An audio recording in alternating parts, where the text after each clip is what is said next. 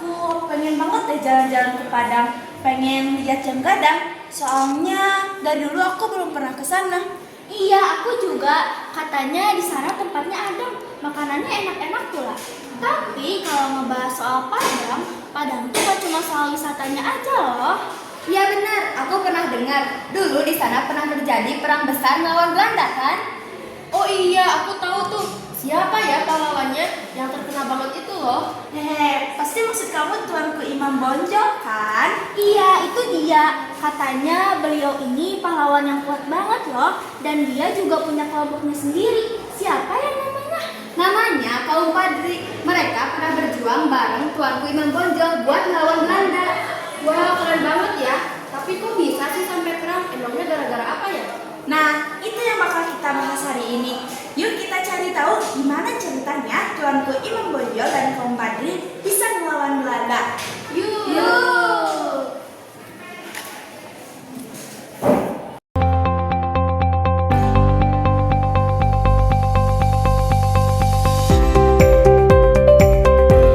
Perang Padri adalah konflik besar yang awalnya merupakan perang saudara antara kaum Padri atau ulama reformis dan kaum adat di Minangkabau. Konflik ini kemudian berubah menjadi perang kolonial antara rakyat Minangkabau yang bersatu melawan pemerintah Hindia Belanda. Perang ini berlangsung dari tahun 1803 hingga 1838. Nah, peta tersebut menunjukkan wilayah yang terlibat dalam perang dengan beberapa lokasi penting yang tertera seperti Bonjol yaitu markas utama pemimpin Padri, Tuanku Imam Bonjol, lalu ada Padang Panjang salah satu pusat pertempuran dan Pariaman wilayah yang juga terlibat dalam konflik dan ada Padang kota yang menjadi pusat pemerintahan kolonial Belanda yang kemudian ikut campur dalam perang. Hai guys, aku dapat bagian yang paling seru nih, yaitu tentang latar belakang Perang Padri. Kenapa sih perang ini pecah? Bayangin, di pergantian abad ke-18 dan ke-19, Minangkabau itu lagi hits banget. Bukan cuma pusat budaya, tapi juga wilayah yang dagang yang ramai. Mereka terkenal sebagai penghasil emas, kopi, lada, dan hasil bumi lain yang laku sampai pasar internasional. Kekayaan ini bikin Minang jadi daerah strategis yang disinggahi banyak pedagang. Tapi, kemakmuran ini bawa dampak negatif. Bersamaan dengan barang dagangan, masuk juga kebiasaan yang dianggap merusak, kayak candu yang jadi populer. Selain itu, perjudian, sabung ayam, dan minum tuak juga udah jadi bagian dari kehidupan masyarakat. Bagi para ulama, semua ini jauh dari ajaran Islam. Di sisi lain, kehidupan sosial diatur oleh adat matrilineal yang unik, yaitu harta warisan turun lewat ibu, sementara kaum laki-laki atau ninik mamak jadi pengatur. Adat ini dihormati dan sering dianggap lebih utama dibandingkan hukum agama. Ini menimbulkan kerancuan antara syariat dan adat di mata ulama yang taat. Di tengah kondisi itu, sekitar 1803, 3 ulama penting yaitu Haji Miskin, Haji Piobang, dan Haji Sumanik pulang dari Mekah. Mereka bawa ide fresh yang terinspirasi dari gerakan Wahabi, yaitu pemurnian Islam total, balik ke Al-Quran dan Sunnah, tolak semua bid'ah, kufarat, dan praktik menyimpang. Ide ini melahirkan kelompok super terorganisir yaitu Harimau dan Salapan. Mereka adalah 8 ulama penggerak utama. Tuan Kunan Renceh dari Kamang jadi yang paling berpengaruh. Mereka lantang bilang adat Minangkabau harus disesuaikan dengan syariat, kebiasaan buruk harus dihapuskan. FYI, gerakan Padri juga nggak cuma di Sumbar, itu merambat ke Mandailing dan Angkola di Sumatera Utara. Tapi sayangnya, penyebarannya sering keras dan menimbulkan penderitaan. Antara kaum Padri dan kaum adat akhirnya berubah menjadi perang saudara yang panjang.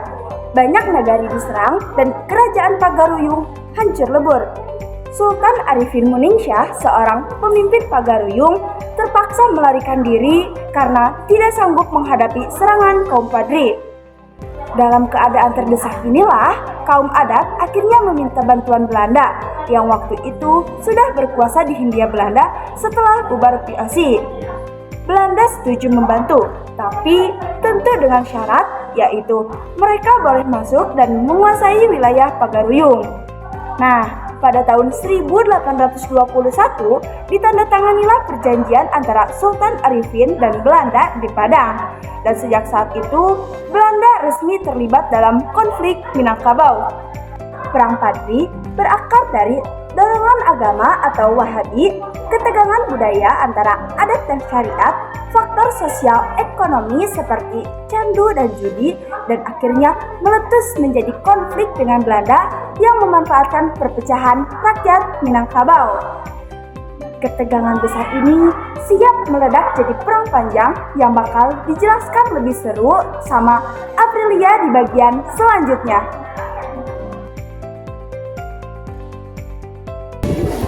Oke, Lutfi udah cerita ini kenapa konflik di Minangkabau ini bisa muncul. Nah, sekarang aku akan bahas gimana perang besar ini benar-benar terjadi. Tapi sebelum kita bahas ke pertempurannya, kita harus tahu dulu kenapa Belanda bisa ikut campur di tengah-tengah rakyatnya Minang. Belanda pertama kali datang ke Nusantara itu pada tahun 1602 lewat organisasi dagang bernama VOC. Awalnya mereka mengaku hanya ingin berdagang rempah-rempah, tapi setelah melihat betapa kayanya tanah Indonesia, mereka mulai menguasai pelabuhan, memonopoli harga, dan ikut campur pemerintahan daerah. VOC menggunakan strategi divide and impera alias adu domba antar kerajaan supaya mudah menguasai wilayah. Setelah VOC bangkrut pada tahun 1799, kekuasaannya diambil alih oleh pemerintah Hindia Belanda. Sejak itu, Belanda berubah dari pedagang menjadi penguasa kolonial. Daerah kaya seperti Sumatera Barat, penghasil emas, kopi, dan lada mulai diincar. Selain hasil bumi, Belanda juga ingin menguasai jalur dagang barat Indonesia yang strategis karena dekat dengan Selat Malaka. Daerah kaya seperti Sumatera Barat, penghasil emas, kopi, dan lada mulai diincar. Selain hasil bumi, Belanda juga ingin menguasai jalur dagang barat Indonesia yang strategis karena dekat dengan Selat Malaka. Sebelum perang pecah, masyarakat Minangkabau hidup dengan sistem adat matrilineal, di mana harta dan keturunan mengikuti garis ibu. Negara-negari diatur oleh penghulu adat, dan kehidupan berjalan harmonis dengan pengaruh Islam yang sudah menyebar sejak abad ke-16. Namun, perdagangan internasional dan arus modernisasi mulai masuk ke pedalaman. Sebagian masyarakat tergoda pada gaya hidup yang mewah. Muncul praktik riba, sambung ayam, dan minuman keras. Di sisi lain, sebagian ulama yang baru datang dari Mekah, termasuk Haji Miskin, Haji Piobang, dan Haji Sumanik, ingin memurnikan ajaran Islam dari kebiasaan lama.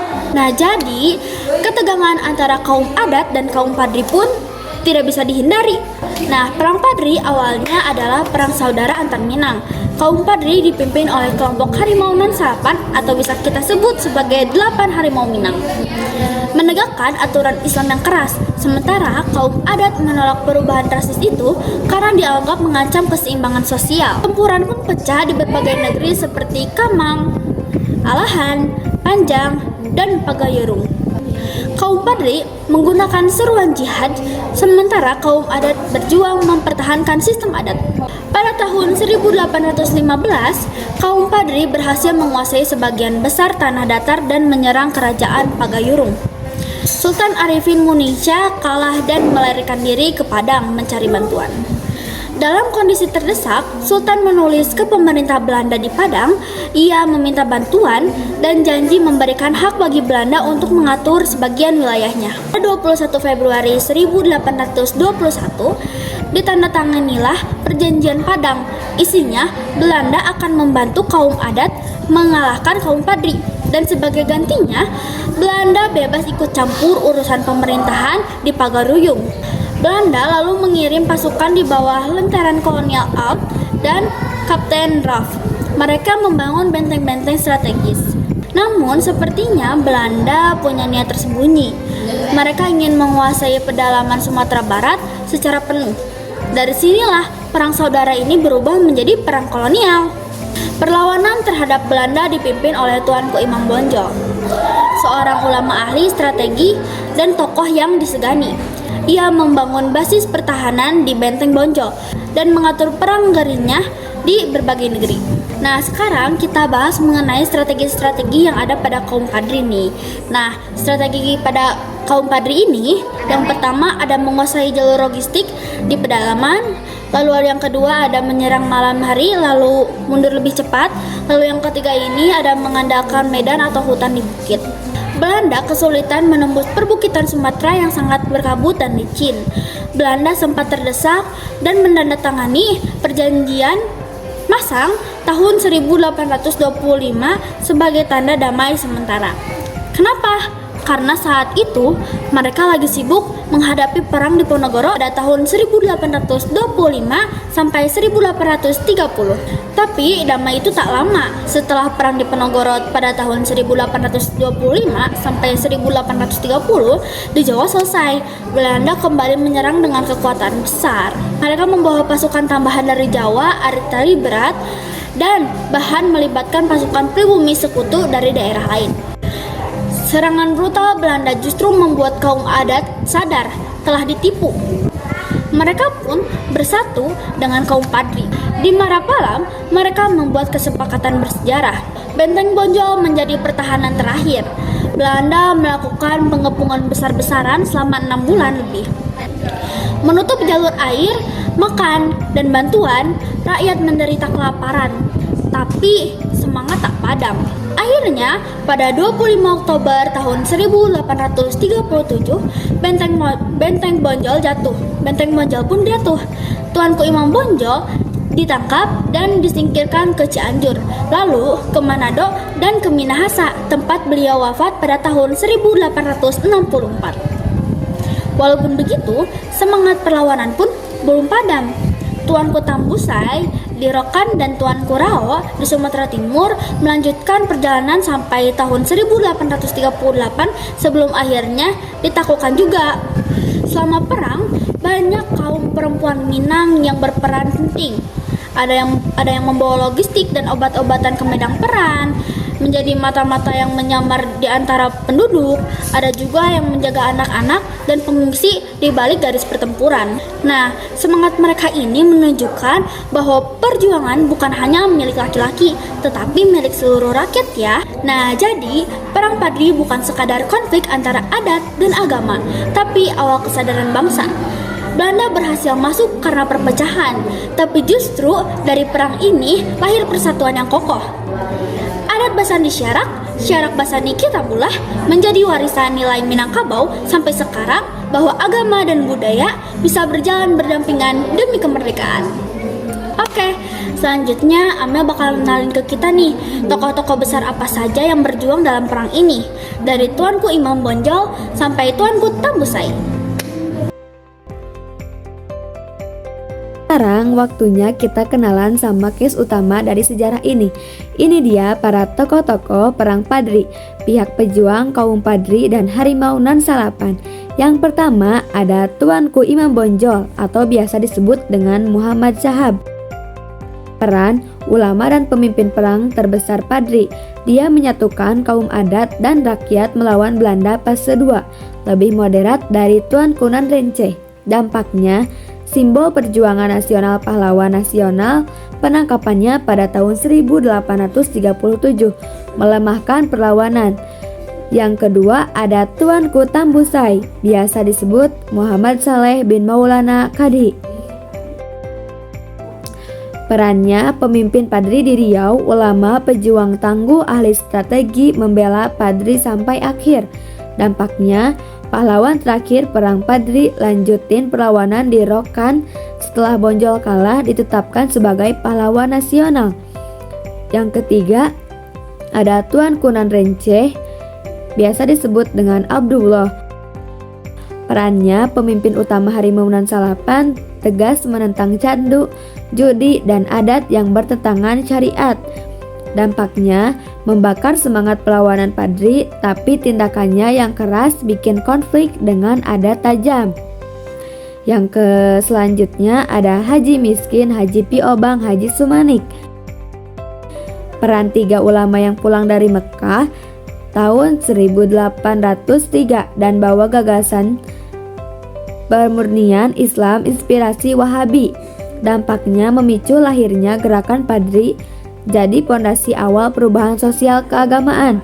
Anggota Harimau Nan Salapan ada Tuanku Nan Rence, Tuanku Galuang, Tuanku Lubuk Awur, Tuanku Berapi, Tuanku Padang Lawas, Tuanku Padang Luar, Tuanku Kapau, dan Tuanku Biaro. Tuanku Rao, Paderi di Madiling, dan Angkola.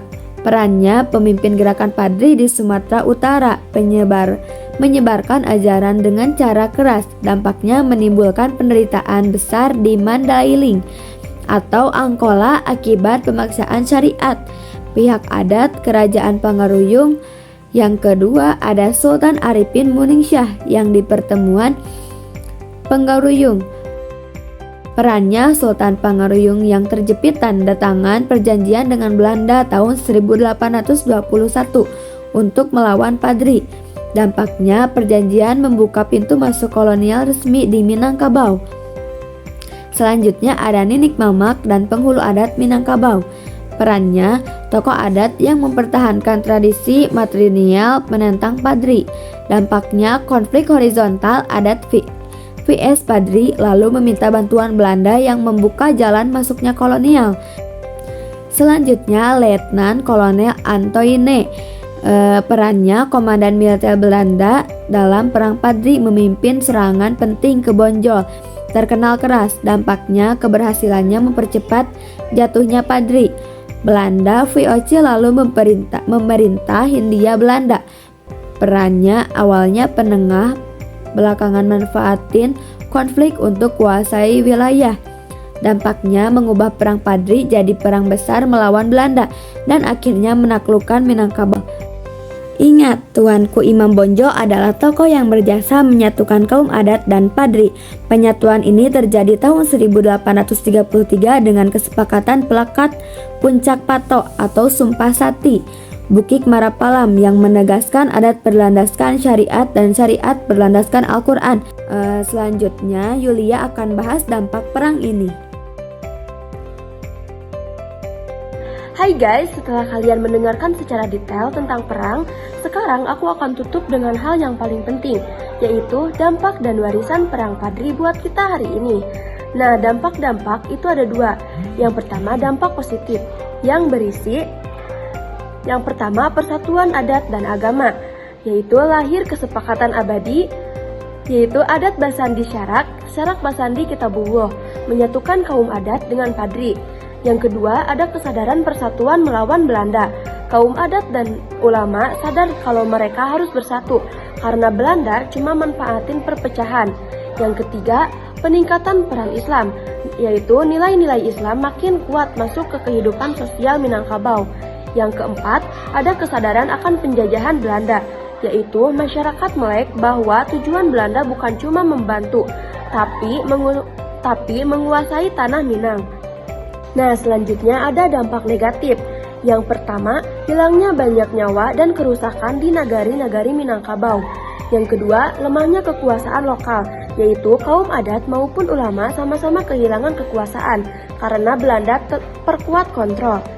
Yang ketiga, kemunduran ekonomi, pertanian, perdagangan, dan hasil bumi terganggu. Belanda kuasai sumber daya dan pungut pajak tinggi. Yang keempat, beban rakyat, yaitu rakyat yang dipaksa kerja rodi, bayar pajak, dan tunduk pada aturan kolonial. Yang kelima, peningkatan kekuasaan Belanda. Belanda semakin kokoh menancapkan kekuasaannya melalui benteng, pasukan, dan sistem kolonial. Pengaruh perang Padri di masa kini. Apa yang tersisa? Yaitu pengaruh fisik. Jejak-jejak benteng Bonjol yang kini jadi cagar budaya sebagai pengingat perjuangan. Pengaruh non-fisik, yaitu warisan terbesarnya adalah semangat persatuan dan nilai luhur. Pengkhianatan Belanda menyatukan kaum adat dan Padri meninggalkan warisan penting tentang pentingnya bersatu melawan penjajah. Kesadaran pentingnya syariat dan adat terpatri dalam, yaitu Sumpah Sati Bukik Marapalam. Nah, yang terakhir, apa manfaatnya buat kita? Ya, yang pertama ada pelajaran tentang persatuan, yaitu perang Padri nunjukin kalau kelompok yang awalnya beda tujuan saat bersatu bisa melawan musuh bersama. Pelajaran penting buat kita agar menumbuhkan semangat persatuan. Yang kedua ada pengingat tentang bahaya penjajahan. yaitu ini contoh nyata konflik internal dimanfaatkan pihak asing. Kita harus waspada dan jaga kedaulatan bangsa. Yang ketiga, ada pemahaman nilai-nilai tradisional dan keagamaan, yaitu kita belajar menghargai harmoni antara adat dan agama. Yang keempat, ada semangat perjuangan yang gigih, yaitu semangat heroik. Tuanku Imam Bonjol mengajarkan kita bahwa semangat berjuang tidak boleh padam meskipun dalam kondisi sulit. Nah, Perang Padri adalah bukti bahwa persatuan itu mahal. Mari kita jadikan warisan ini sebagai fondasi untuk menjaga keutuhan bangsa. Terima kasih.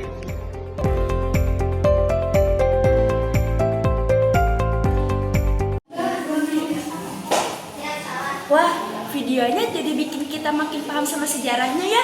Jadi makin respect sama perjuangan Tuanku Imam Bonjol dan kaum Padri. Iya, jadi makin pengen ke sana deh. Kita nggak cuma jalan-jalan, tapi kalau kita ke sana, kita bisa belajar langsung di tempatnya.